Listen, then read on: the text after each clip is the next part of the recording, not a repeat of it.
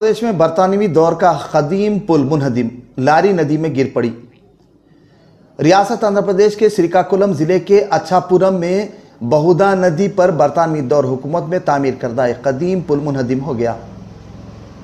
आज सुबह तकरीबन 6 बजे अचानक जोरदार आवाज़ के साथ ये पुल उस वक्त मुनहदिम हो गया।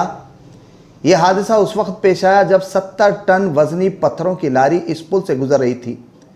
इस हादसे में किसी की मौत या फिर किसी के जख्मी होने की कोई इत्तला नहीं मिली है।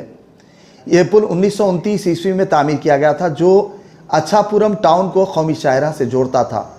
इस हादसे के बाद यहाँ से गाड़ियों की आमदोरफ्त में खलल पड़ा और ज़बरदस्त ट्रैफिक जाम हो गई।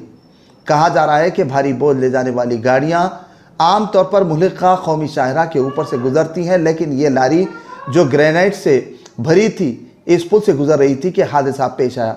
दरिया में पानी न होने की वजह से कोई जानी नुकसान नहीं हुआ, क्योंकि हादसे के वक्त पुल पर ट्रैफिक नहीं थी। लारी में सवार ड्राइवर और क्लीनर को मामूली चोटें आईं। मुतबादिल के तौर पर पुलिस बसों और दीगर गाड़ियों को कौमी शाहराह के किनारों से मोड़ रही।